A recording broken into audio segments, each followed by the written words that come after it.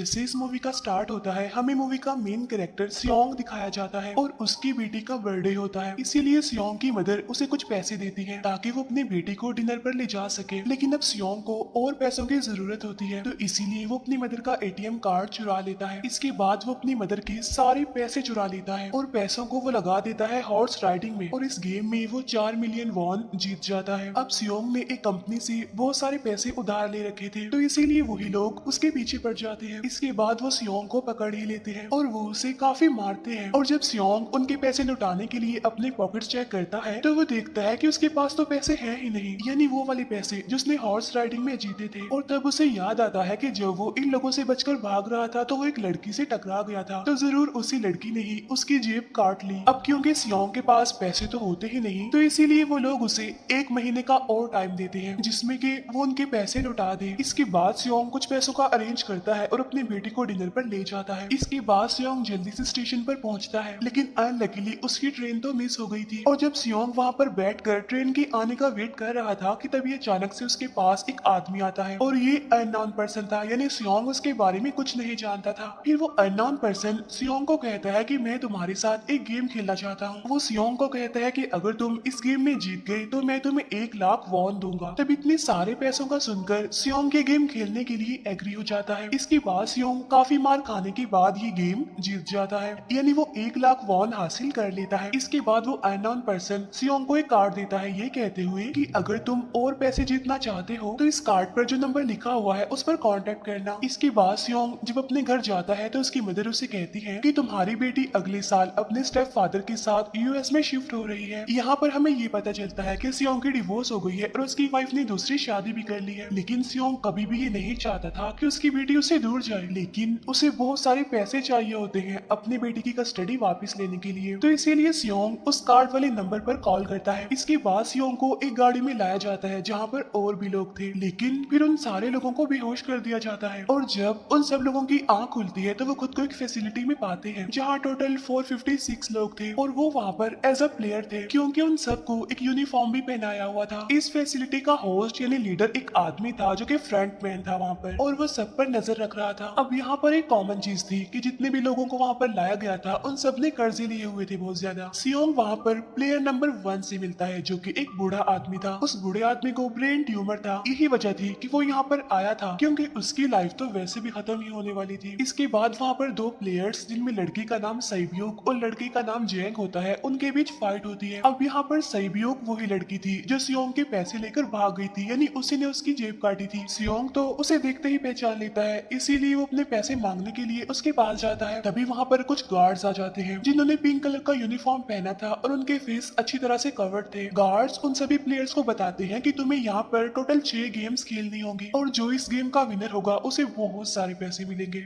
इसके बाद उन सबसे एक कॉन्ट्रैक्ट पर साइन करवाया जाता है, और इस कॉन्ट्रैक्ट के 3 मेन रूल्स थे। पहला रूल ये कि कोई भी प्लेयर अपनी मर्जी से गेम को छोड़कर नहीं जा सकता। दूसरा रूल ये होता है कि जो भी प्लेयर खेलने से मना करेगा तो उस प्लेयर को एलिमिनेट कर दिया जाएगा, और उनके मुताबिक एलिमिनेट का मतलब क्या था ये तो हम आगे ही जानेंगे। गेम का तीसरा रूल ये था कि अगर मेजोरिटी इस गेम को खेलना नहीं चाहती तो वो इस गेम को छोड़कर जा सकते हैं। इसके बाद उन सबको गेम के लिए ले जाया जाता है। अब यहाँ पर सियोंग अपने क्लासमेट सैंगवू से भी मिलता है जो कि उसे बचपन से जानता था। सियोंग उसे वहाँ पर देखकर काफी हैरान होता है क्योंकि वो तो किसी बिजनेस के लिए आउट ऑफ कंट्री चला गया था। अब पहले गेम के लिए वहाँ पर एक काफी बड़ी डॉल थी, और इस गेम का रूल काफी सिंपल था, और वो ये था कि डॉल जब भी गाना गाएगी उन सबको आगे बढ़ना है, और जैसे ही वो गाना गाना बंद करेगी तो उन सबको रुक जाना है और मूव नहीं करना है, और अगर कोई हिल गया तो उसे एलिमिनेट कर दिया जाएगा। अब स्टार्टिंग में तो ये सब कुछ उन्हें किसी प्रैंक की तरह लग रहा था, लेकिन जब एक लड़का हिल जाता है तो उसे शूट करके मार दिया जाता है, और यही होता है एलिमिनेट का मतलब, यानी उन्हें मार दिया जाएगा। अब ये देखकर वो सारे लोग काफी घबरा जाते हैं और उन्हें पता चल चुका था कि वो खतरे में है, इसीलिए लोग डरते हुए पैनिक करते हुए इधर उधर भागने लगते हैं।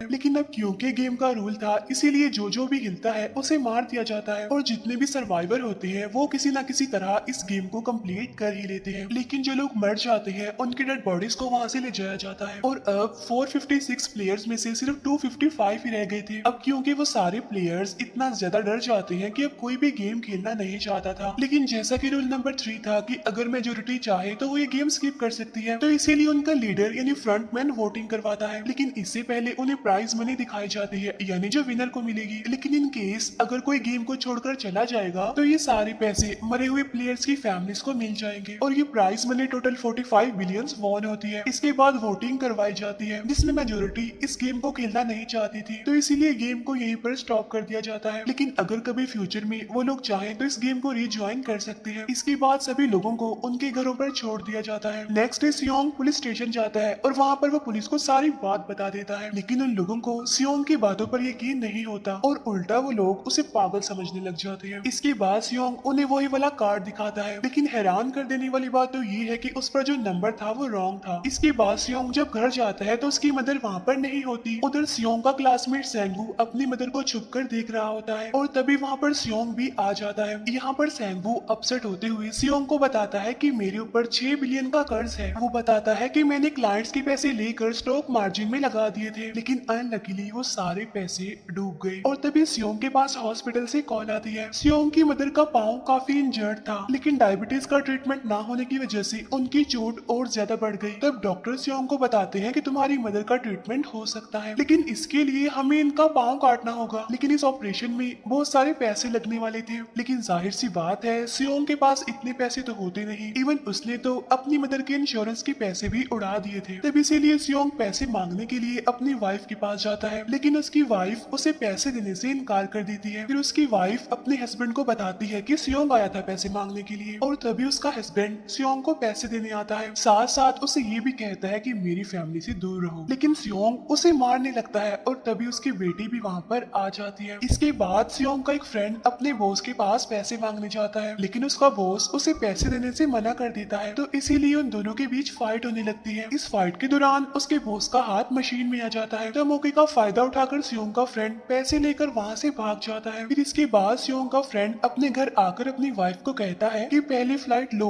और जाओ यहाँ से। इसके बाद सईब्यूक एक एजेंट से मिलती है, क्योंकि उसने अपनी मदर को नॉर्थ एरिया से साउथ एरिया में लाना था। सईब्यूक वही लड़की जिसने सियोंग की जेब काटी थी, लेकिन यहाँ अपनी मदर को लाने के लिए सईब्यूक को बहुत सारे पैसों की जरूरत थी। अब सईब्यूक का एक छोटा भाई भी होता है, जिससे उसने प्रॉमिस किया होता है कि मैं मदर को जरूर ले आऊंगी। इसके बाद हमें एक ऑफिसर दिखाया जाता है, और इस ऑफिसर का भाई कुछ टाइम से मिसिंग था, इसीलिए वो ऑफिसर अपने भाई के घर जाता है, जहाँ उसे पता चलता है कि उसका भाई तो पिछले कुछ दिनों से अपने घर पर भी नहीं आया। और जब वो ऑफिसर घर को चेक कर रहा होता है तो उसे एक कार्ड मिलता है वहाँ पर, और इस ऑफिसर ने सेम ऐसा ही कार्ड पुलिस स्टेशन में सियोंग के पास भी देखा था, तो इसीलिए वो ऑफिसर सियोंग के पास जाकर उससे इस बारे में पूछता है, लेकिन सियोंग उसे कुछ नहीं बताता। इसके बाद सियोंग जब अपने घर जाता है तो उसे वो कार्ड दोबारा मिल जाता है वहाँ पर। अब सियोंग डिसाइड करता है कि वो दोबारा से उस गेम को ज्वाइन करेगा, इसीलिए सभी प्लेयर्स को एक शिप के पास ले जाया जाता है। इधर ही वो ऑफिसर भी गाड़ियों का पीछा करते हुए उस शिप तक आ जाता है। वो एक गार्ड को मारकर उसे पानी में फेंक देता है। इसके बाद उन सभी प्लेयर्स को एक आइलैंड पर मौजूद फैसिलिटी में लाया जाता है। अब यहाँ पर उन्हें जरा भी अंदाजा नहीं था कि अगला गेम कौन सा होगा और उसे कैसे खेला जाएगा। इसके बाद वो लोग अपनी अलग अलग टीम्स बना लेते हैं। रात को सईब्यूक और उसकी फीमेल फ्रेंड वॉशरूम जाते हैं। यहाँ पर सईब्यूक गार्ड्स की नजरों से बचते हुए उस फैसिलिटी को एक्सप्लोर करने लगती है। तभी वो देखती है कि गार्ड्स बड़े बड़े बर्तनों में कुछ बना रहे हैं, लेकिन अब क्योंकि गार्ड्स को शक हो जाता है तो ये गार्ड वॉशरूम्स को चेक करने के लिए आता है, लेकिन तब तक सईब्यूक वापस आ चुकी थी। इसके बाद सईब्यूक अपनी फीमेल फ्रेंड को सारी बात बता देती है जो उसने देखा था, लेकिन यहाँ पर सेंगू उन दोनों की बातें सुन लेता है और वो इस बारे में सईब्यूक से पूछता है, जिस पर सईब्यूक बताती है कि वो बड़े बड़े बर्तनों में कुछ पका रहे थे। इसके बाद उन सभी प्लेयर्स को प्ले ग्राउंड में लाया जाता है, जहाँ पर उनके सामने 4 शेप्स थी। 4 शेप्स में से उन्होंने किसी एक शेप को चूज करना था। अब यहाँ पर सेंगू को पता चल जाता है कि गेम क्या है और क्या करना है हमें। सेंगू सियोंग को बताता है कि सबने अलग अलग शेप्स को चुनना है। इसके बाद उन सभी को एक छोटा सा बर्तन दिया जाता है जिसमें की शेप्स बनी होती है। अब गेम उनकी ये होती है कि उन्होंने किसी तरह उस शेप को बाहर निकालना है बगैर डैमेज किए, लेकिन अगर शेप जरा से भी खराब हो गई तो उन्हें एलिमिनेट कर दिया जाएगा, यानी मार दिया जाएगा। अब यहाँ पर सेंगू तो इजिली उस शेप को निकाल लेता है, लेकिन सियोंग इतना ज्यादा घबरा जाता है कि उसकी हालत खराब होने लगती है, लेकिन फिर वो किसी ना किसी तरह करके इस गेम को भी जीत लेता देता है। इसके बाद उन सबको वापस से रूम में लाया जाता है। अब यहाँ पर 187 प्लेयर्स वापस आए थे, जिनमें से अब सिर्फ 108 ही रह गए थे। इसके बाद उन सबको खाने के लिए ले जाया जाता है, लेकिन खाने की वजह से जैंग की एक लड़के से फाइट हो जाती है, जहाँ पर जैंग उस लड़के को इतना ज्यादा मारता है कि वो मौके पर ही मर जाता है। इधर ही हम देखते हैं कि उन प्लेयर्स में से एक डॉक्टर होता है जो गार्ड्स के साथ मिलकर मरे हुए लोगों के ऑर्गन्स निकाल कर उन्हें चाइनीज को बेचने का काम करता है। इसीलिए जब भी डेड बॉडीज को ले जाया जाता है तो वो डेड बॉडीज को गायब कर लेते हैं, क्योंकि ये सब कुछ एक प्लान के अकॉर्डिंग चल रहा था, क्योंकि ये सारा कुछ फ्रंट मैन से छुप कर हो रहा था। यही वजह थी कि कंट्रोल रूम में भी उन्होंने अपना ही एक आदमी बिठाया हुआ था जो कि उन लोगों की सारी वीडियो फुटेज डिलीट कर देता था, और गार्ड्स तो डॉक्टर को गेम के बारे में पहले ही बता देते थे ताकि वो सरवाइव कर सके। यहाँ पर एक गार्ड उसी प्लेयर डॉक्टर को बताता है कि आज हमने प्लेयर्स को जानबूझकर खाना कम दिया है ताकि वो आपस में लड़ने लगे, जिससे होगा ये कि सारे वीक प्लेयर्स गेम से आउट हो जाएंगे। साथ ही गार्ड डॉक्टर को अपनी अगली गेम के बारे में बता देता है। अब 30 मिनट के बाद वहाँ पर लाइट्स ऑफ होने वाली थी। अब यहाँ पर सैंगवू को पता था कि सियोंग की टीम जरूर कोई उल्टा काम करेगी, इसीलिए वो उस टीम को अपने पास बुलाकर उन्हें रिलैक्स रहने के लिए कहता है। उधर वो जो डॉक्टर प्लेयर होता है वो जैंग की टीम में शामिल हो जाता है। यहाँ पर डॉक्टर जैंग को बता देता है कि अगला गेम क्या होने वाला है। इसके बाद लाइट्स ऑफ हो जाती है और जैंग अपनी टीम के साथ मिलकर बाकी सभी को मारने लगता है। जैंग एक लड़की को मारकर सईब्यू को मारने जाता है, लेकिन तभी सियोंग उसे बचा लेता है। इसके बाद गार्ड्स वहाँ पर आकर उन सभी को रोक लेते हैं और अब टोटल 80 लोग रह गए थे। इसके बाद उन सभी को तीसरे गेम के लिए ले जाया जाता है और यहाँ पर उन्हें 10-10 प्लेयर्स की एक टीम बनाने के लिए कहा जाता है, और वो लोग ऐसा ही करते हैं, अपनी अपनी टीम बना लेते हैं। अब क्योंकि जैंग को अगली गेम के बारे में पहले ही पता होता है, इसीलिए वो सईब्यू की फीमेल फ्रेंड को अपनी टीम में नहीं रखता और वो अपनी टीम में सिर्फ मर्दों को ही रखता है। इसके बाद सैंगवू भी अपनी एक टीम बना लेता है। अब क्योंकि उन्हें एक प्लेयर की जरूरत थी, तो इसीलिए सईब्यू की फीमेल फ्रेंड उनकी टीम में शामिल हो जाती है, और ये गेम असल में टग ऑफ वॉर का होता है, यानी उन्होंने अपने सामने वाली टीम को नीचे गिराना था। इसके बाद गेम स्टार्ट हो जाती है और जैंग की गेम बड़ी आसानी से इस गेम को जीत लेती है। इसके बाद बारी होती है सैंगवू की टीम की। तब प्लेयर नंबर 1 यानी वो बूढ़ा आदमी कहता है कि मैंने अपनी जिंदगी में बहुत सारे टग ऑफ वॉर्स खेल रखी है, इसीलिए उन सबको गाइड करता है कि इस गेम को कैसे जीतना है। तो इसीलिए वो लोग किसी न किसी तरह करके इस गेम को जीत जाते हैं। फिर दिखाया जाता है कि 30 मिनट के बाद दोबारा से लाइट्स ऑफ हो जाएंगी, जिस पर सैंगवू उन सबको कहता है कि रेडी रहना। तो इसीलिए वो डिसाइड करते हैं कि एक एक करके हम पहरा देंगे। अब जैंग की टीम में एक से बढ़कर एक चालाक प्लेयर था, तो इसीलिए जैंग को डर होता है कि कहीं उसकी टीम उसे ही साइड पर ना लगा दे, यानी उसे ही अपने रास्ते से ना हटा दे। दूसरी तरफ डॉक्टर और गार्ड्स मिलकर डेड बॉडी की ऑर्गन्स निकाल रहे होते हैं और इन ऑर्गन्स को डिलीवर करने जाना था गार्ड नंबर 28 एंड 29। तब वो सभी एक डेड बॉडी के बारे में बातें करने लगती हैं जिसकी सिर्फ एक किडनी थी और वो उसे ज़ॉम्बी कह रहे थे। अब यहाँ पर जो गार्ड नंबर 29 था, यानी जिसने वो ऑर्गन्स डिलीवर करने जाने थे, वो कोई और नहीं बल्कि वो ऑफिसर था जो गार्ड के बेस में वहाँ पर आया था, और ये सब बातें सुनकर उसे शक होता है कि शायद ये लोग मेरे भाई की बात कर रहे हैं, क्योंकि उसकी भी एक ही किडनी थी। इसके बाद नंबर 28 और 29 यानी वो ऑफिसर ऑर्गन को डिलीवर करने के लिए चले जाते हैं। रास्ते में वो ऑफिसर नोटिस करता है कि टनल में तो बॉम्ब लगा हुआ है। तब नंबर 28 उसे बताता है कि जब हम यहाँ से बाहर निकलेंगे तो इस जगह को ब्लास्ट कर दिया जाएगा। अब यहाँ पर वो ऑफिसर नंबर 28 से और इन्फॉर्मेशन लेने की कोशिश करता है, इसीलिए नंबर 28 को उस पर डाउट होने लगता है, इसीलिए वो उस ऑफिसर को अपना फेस दिखाने के लिए कहता है। अब यहाँ पर वो ऑफिसर अपना फेस भी दिखा देता है, साथ साथ वो नंबर 28 पर गन पॉइंट भी कर देता है। साथ साथ वो ऑफिसर उससे एक किडनी वाली आदमी के बारे में पूछता है कि वो कौन है जिसे तुम ज़ॉम्बी कहते थे, जिस पर वो नंबर 28 उससे कहता है कि वो तो एक लड़की थी। अब यहाँ पर नंबर 28 उस ऑफिसर को कहता है कि तुम लीडर के रूम में जाकर सारी इंफॉर्मेशन देख सकती हो, वहाँ पर सबका डाटा है। ये जानने के बाद वो ऑफिसर नंबर 28 को मार डालता है। उधर वो डॉक्टर गार्ड से अगली गेम के बारे में पूछता है, लेकिन इस बार गार्ड्स को भी अगली गेम के बारे में पता नहीं होता। तब इसीलिए डॉक्टर को गुस्सा आ जाता है और वो एक गार्ड को पकड़ लेता है और उनकी फाइट होने लगती है। इसी फाइट में डॉक्टर उस गार्ड को मारकर वहां से भाग जाता है। इसके बाद एक गार्ड भी उसका पीछा करता है और वो दोनों प्लेग्राउंड में आ जाते हैं। यहाँ पर गार्ड डॉक्टर को अपनी बातों में फंसाकर उसे मारने वाला होता है, लेकिन तभी लीडर यानी फ्रंटमैन आकर उसे मार डालता है और बाद में वो उस डॉक्टर को भी मार डालते हैं। साथ साथ इन्हीं वहीं पर नंबर 28 की डेड बॉडी भी मिल जाती है, जिससे इन्हें ये पता चल जाता है कि फैसिलिटी में कोई घुस गया है। उधर वो ऑफिसर लीडर यानी फ्रंटमैन के रूम तक पहुंच जाता है। तब वो चेक करते करते एक ऐसे रूम में जाता है जहाँ पर सबके रिकॉर्ड्स थे और जब वो ऑफिसर रिकॉर्ड चेक कर रहा होता है तो उसे सभी विनर्स की एक लिस्ट मिलती है जिसमें उसके भाई का भी नाम था, यानी वो भी कभी विनर था। उधर सभी प्लेयर्स को फोर्थ गेम के लिए ले जाया जाता है जहाँ पर उन सबको अपना अपना पार्टनर चुनने के लिए कहा जाता है और वो प्लेयर्स करते भी ऐसा ही है, अपना अपना पार्टनर चुन लेते हैं। सहयोग की फीमेल फ्रेंड भी अपना पार्टनर ढूंढने की कोशिश करती है लेकिन कोई भी उसका पार्टनर बनने को तैयार ही नहीं था। इसके बाद सभी प्लेयर्स को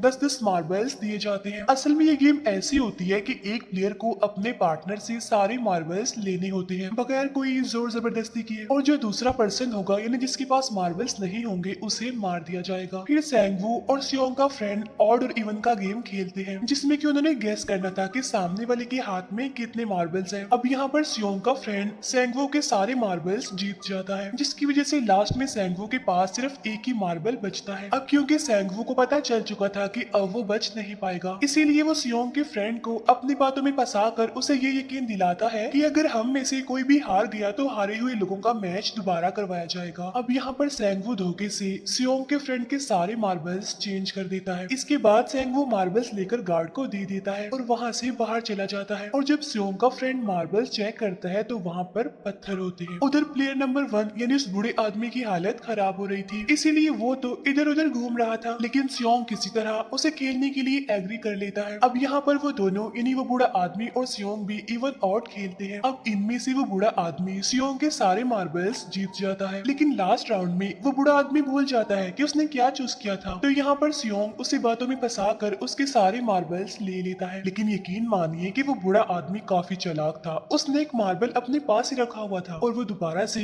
इधर उधर घूमने लगता है। अब यहाँ पर सियोंग उसे रिक्वेस्ट करता है कि प्लीज मेरे साथ एक और गेम खेलो ना। तब यहाँ पर वो बूढ़ा आदमी कहता है कि मुझे पता है कि तुमने सारे मार्बल्स धोखे से लिए हैं मुझसे। वो कहता है कि मुझे सब पता था, बस मैं पागल बनने की एक्टिंग कर रहा था।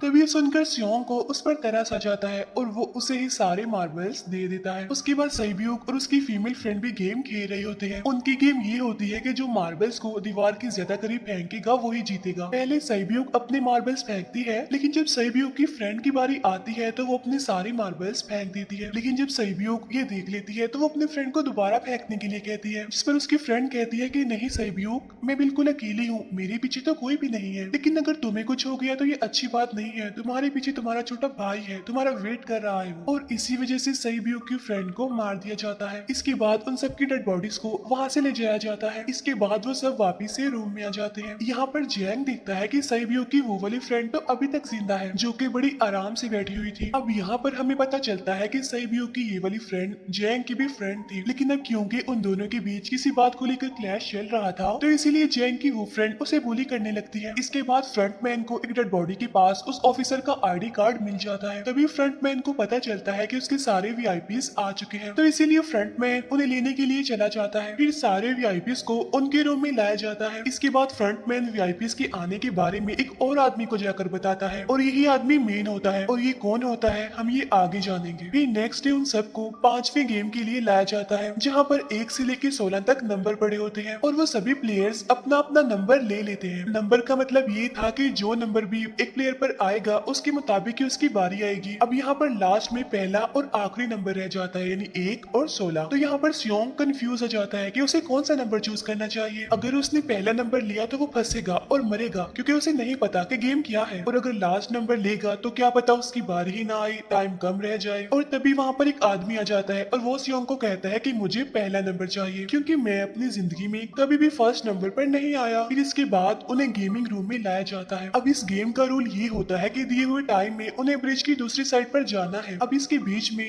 2 तरह के ग्लास लगे होते हैं, एक तो होता है आम ग्लास और एक होता है टेम्पर्ड ग्लास। आम ग्लास पर पाँव रखते ही वो टूट जाएगा और वो लोग नीचे गिर जाएंगे। इसके बाद गेम स्टार्ट हो जाता है और वो लोग एक एक करके मरने लगते हैं। फिर एक टाइम ऐसा आता है जब जैंग सबके सामने होता है और वो आगे ही नहीं बढ़ रहा होता। अब उनके पास एक ही रास्ता था, या तो वो आगे जाए या सारे ही मर जाएं। और तभी जैंग के सामने उसकी वही फ्रेंड आ जाती है जो उसे बुली कर रही थी और वो जैंग को कहती है कि मैंने तुम्हें कहा था कि जिस दिन तुमने मुझे धोखा दिया मैं तुम्हें मार दूंगी। इसके बाद वो जैंग को पकड़ लेती है और उसे लेकर नीचे कूद जाती है, जिसकी वजह से उन दोनों की मौत हो जाती है। अब वहाँ पर एक आदमी था जो कि ग्लास कंपनी में काम करता था और उसे पता था कि टेम्पर्ड ग्लास कौन सा है, लेकिन जब फ्रंट मैन को इस बात का पता चल जाता है तो वो लाइट्स ऑफ करवा देता है ताकि वो ग्लास को पहचान ही ना पाए। अब लास्ट में एक ही स्टेप बचता है और उनके पास तो टाइम ही नहीं था, इसीलिए सेंगवू उस आदमी को धक्का दे देता है। तो यहाँ पर सेंगवू, सियोंग और सैब्यूक ब्रिज को पार कर लेते हैं, लेकिन ग्लास टूटने की वजह से उन्हें काफी चोट लग जाती है, खास तौर पर सैब्यूक को।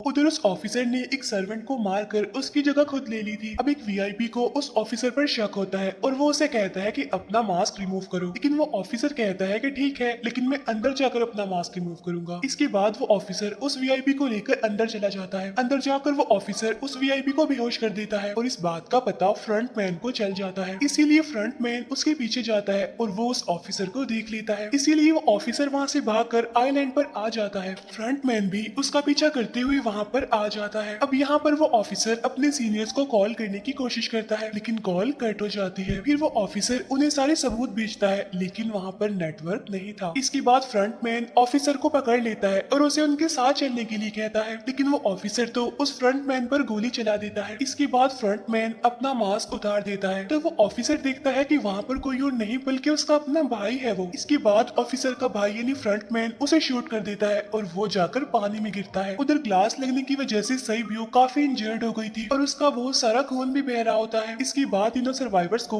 डिनर के लिए ले जाया जाता है और उनके पास एक एक नाइफ भी रख दिया जाता है, मतलब रात में उन तीनों में से कोई भी एक दूसरे को मार देगा। तभी सियोंग नोटिस करता है कि सैब्यूक की हालत काफी खराब है, इसीलिए वो सैब्यूक को कहता है कि फिक्र मत करो, हम दोनों साथ हैं और इस गेम में हम दोनों मिलकर सेंगवू को हरा देंगे। इसके बाद हम दोनों यहाँ से बाहर निकल जाएंगे और पैसों को आधा आधा डिवाइड कर लेंगे। सैब्यूक उसे बताती है कि मेरा एक छोटा भाई है जिसे मैं ऑर्फनेज में छोड़कर आई हूँ और अगर हम दोनों में से कोई भी जिंदा बचकर बाहर जाएगा तो उसे उन दोनों की फैमिलीज का ख्याल रखना होगा। अब सैब्यूक की हालत काफी खराब थी, उसे डॉक्टर की जरूरत थी, इसीलिए सियोंग कोई मदद लाने के लिए जाता है, लेकिन जब तक वो वापस आता है तब तक सेंगवू सैब्यूक को मार चुका था। फिर नेक्स्ट डे उन दोनों को गेम नंबर 6 यानी लास्ट गेम के लिए ले जाया जाता है। गेम का रूल बड़ा ही सिंपल था कि मार दो या मर जाओ और इस गेम का नाम होता है स्क्विड गेम। इसके बाद गेम स्टार्ट हो जाती है और उन दोनों के बीच काफी फाइट होती है, लेकिन लास्ट में सेंगवू की हालत खराब होने लगती है। तभी सियोंग कहता है कि मैं इस गेम को रोकना चाहता हूँ और तभी सियोंग सेंगवू को उसके साथ चलने के लिए कहता है, लेकिन सेंगवू तो अपने आप को ही मार डालता है, जिसकी वजह से सियोंग गेम जीत जाता है। फिर फ्रंट मैन सियोंग को कहता है कि तुम बहुत अच्छा खेले, लेकिन मुझे इसकी उम्मीद नहीं थी। इसके बाद सियोंग को उसके घर पर छोड़ दिया जाता है और उसके पास एक एटीएम कार्ड भी था और जब सियोंग उस एटीएम कार्ड को जाकर चेक करता है तो वो दिखता है कि सारे पैसे उसके अकाउंट में भेज दिए जाते हैं। इसके बाद सियोंग अपने घर जाता है, लेकिन तब तक उसकी मदर की डेथ हो जाती है। इसके बाद हमें एक साल बाद का सीन दिखाया जाता है